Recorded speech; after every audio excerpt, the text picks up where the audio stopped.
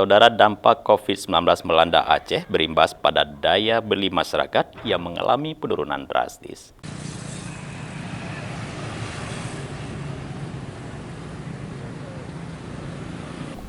Meski 2 minggu lagi menjelang Hari Raya Idul Adha, daya beli masyarakat khususnya pakaian baru masih terlihat sepi.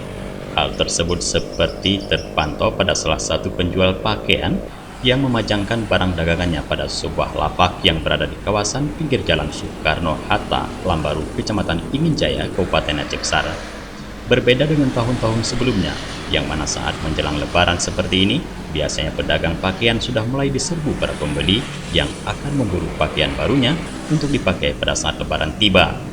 Namun, Lebaran Idul Adha tahun ini, yang mana para pedagang penjual baju di pinggir jalan ini masih sepi dari pembeli.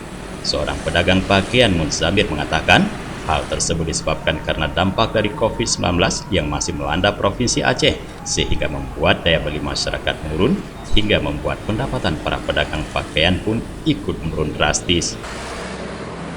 Ya, itu tergantung, Pak. Ya, soalnya kan ini kan lagi keadaan COVID juga kan.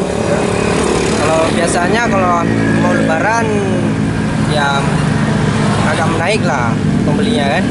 Ini kalau sekarang enggak, Pak. Kadang-kadang per hari 200, 500. Itu tergantung orangnya, Pak. Soalnya kan jam 10 udah nggak ada orang lagi. Jalan sepi. Ya makanya semuanya tergantung pembeli di jalan, Bang. Orang-orang lewat di jalan ya tergantung. Kalau nggak ada orang ya nggak laku, Bang. Kadang-kadang sore kayak gini juga nggak ada pembeli.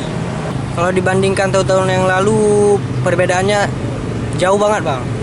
Biasanya kan kalau hampir Lebaran kayak gini, pembelinya udah mulai rame lah kan. Kalau sekarang enggak. Kalau sekarang palingan 3 orang dalam sehari, 4 orang. Muzamir berharap pandemi COVID-19 bisa segera berakhir agar kondisi ekonomi masyarakat kembali normal.